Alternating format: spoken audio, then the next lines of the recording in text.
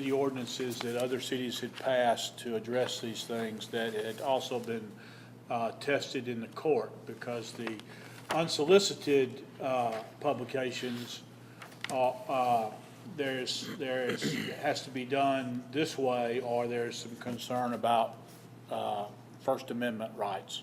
At least that's what I could tell.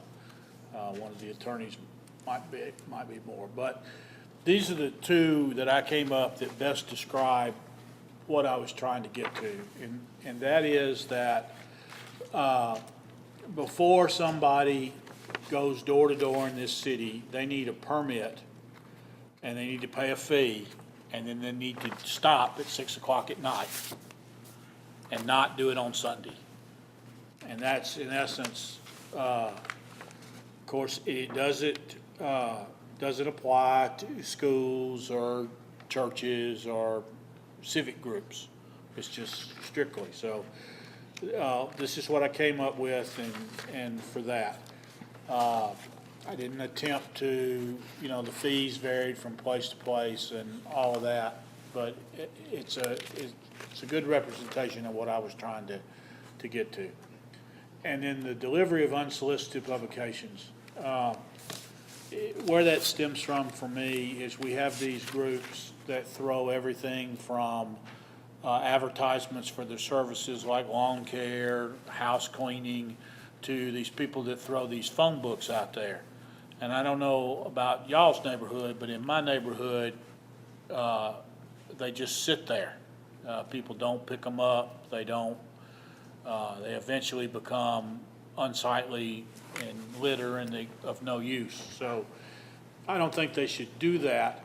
The law that I offer here is that if you're going to do that in the city, that you have to have a means by which a citizen can put themselves on the no delivery list, like you would a no call list.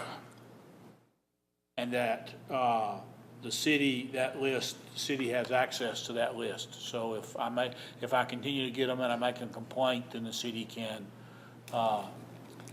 verify that I'm on the list, that they weren't doing what they were doing. So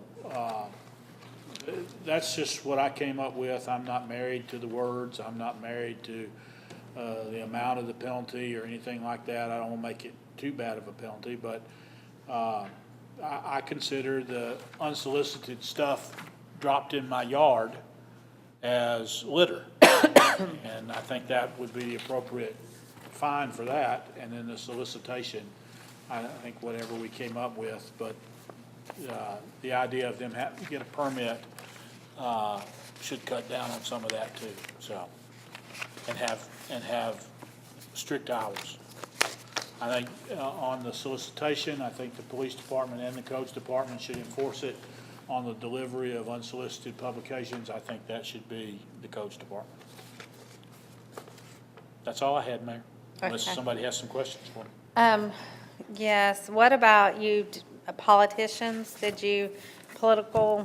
would that fall under?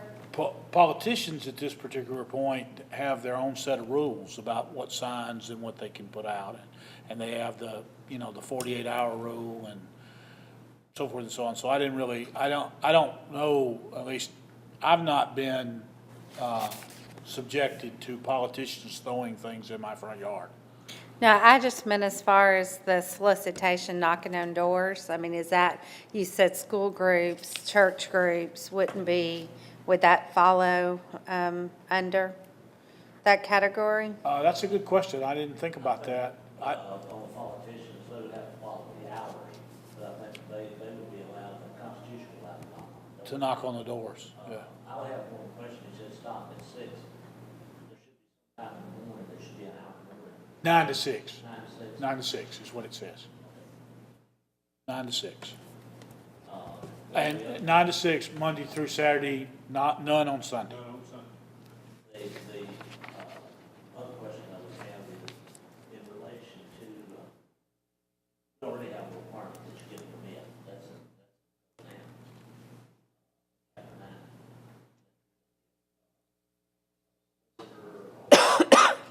Peddler. Peddler, you got to get a permit.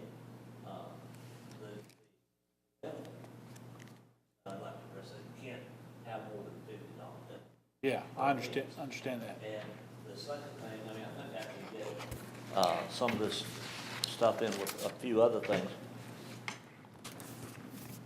Excuse me, in reading some of the cases that they have approved, in addition to that, if the person really wants to make this clear, and I think we could address that, like somebody comes by and they haven't picked up this stuff, if you don't be bothered with stuff tossed in your yard, we can also include in the ordinance that you can place a need sign. I'm not talking about. It's in there that you could put a no Yeah. solicitation, but I don't want to put a no solicitation on my property. I think the signs are unsightly, and I don't want to have to do that. I don't want them to come on my property to sell me anything, But period. You wouldn't have to, but I think we'd need to include it if somebody wants to. If somebody As wants long to as do it's that, a right. neat sign, Right. made from metal or, vinyl or something. We don't want somebody to have a yardstick and a piece of cardboard and write no solicitation.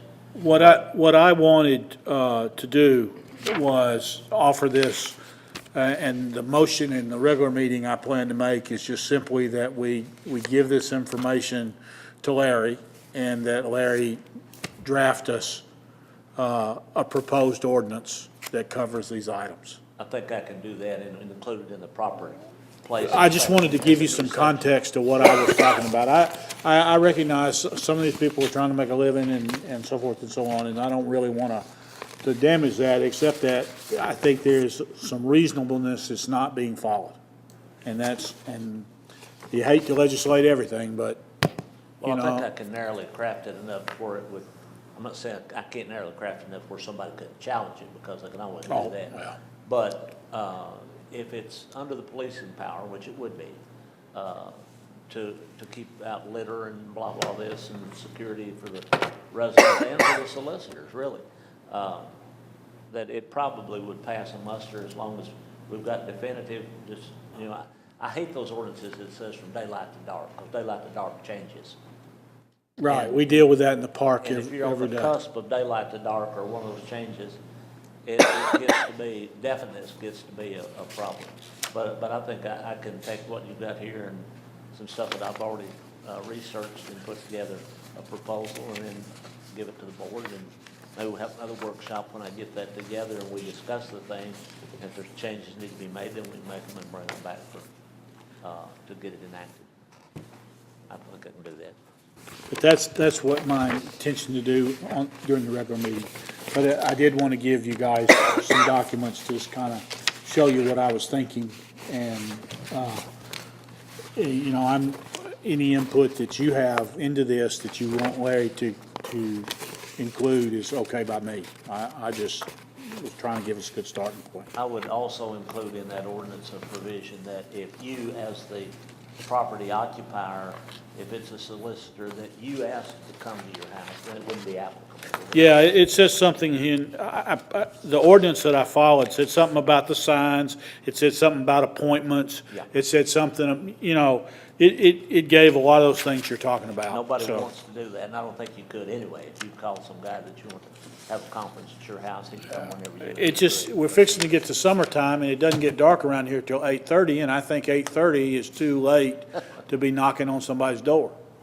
Well, I think 9 to 6 would be enforceable. I don't have a problem with that. So, I think I can get something that we can at least start shooting at, and if it's not good on the first try, then we change it. yeah, I don't, I'd just like to see us look at something. I can do that. You had something? No, I was just gonna say, just whenever it comes up on the agenda at the regular meeting tonight, just, have Larry draft the ordinances, and instead of doing another workshop, just bring them back to the next meeting, and Yeah. we'll take whatever action is appropriate at that point. Well, because if you have something that needs to be changed, we can always amend it, and unless it just totally changed the direction of what's going on, we could amend it between the first and second reading. Yeah. So where would the nice little flags at 4th of July with the realtor name on it, so that would be considered under litter? No, see, that's not, to me, that's not a problem, because those are there, they're only there for a temporary sign, and somebody picks them up. Doesn't go door to door with them, does it? No, I like them. I mean, I think. No, I'm not looking. 4th of July, Yeah, yeah. I wasn't trying to tie everything down, Patty. I was just simply I picked up, two, since I brought this up. One was for house cleaning service, the other was for lawn care, where they, took a, little plastic bag, put their advertisement in the plastic bag, put a rock in the plastic bag, and threw it into my driveway. And they're smart enough to know that if they put it in the mailbox, the post office is gonna confiscate it and fine them. So, they know that much about it. I don't know that I just don't think people should do that. You remember when when you go to an amusement park, and if you didn't put your visor down, they used to put bumper stickers on your car? Disney World was the world's worst about that. I may be dating myself there. But you used to have to put your visor down, or on the very little bit of writing at the bottom of your entrance ticket, parking ticket, to Six Flags, Disney World.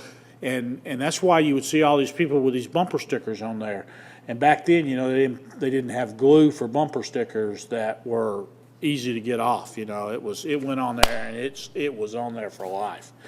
And they finally, they made them stop doing that. But I'm just not, we have so many ways to contact people. Social media, newspapers, television, radio. I think throwing things in people's yard, especially when the people not good about picking them up. Maybe they don't do that here, but what I see that's even worse is they throw them in somebody's yard and the guy doesn't see them or doesn't care, hits them with a lawnmower, and then they're everywhere. Well, we have those that believe that the street is the proper receptacle for grass clippings, which just drives me nuts as it is, but. I'm sorry, I didn't know you. No, I'm just filling time. Go ahead. I was just gonna say the solicitation was pretty straightforward on the unsolicited publications. I think the key is on, Mayor, you were talking about flags. I think the way I read it, that really wouldn't qualify as a publication anyway. So it wouldn't be that broad. So I think that would, and the same with campaigns. I mean, campaign signs usually wouldn't be unsolicited, otherwise you'd come rip it out of your yard,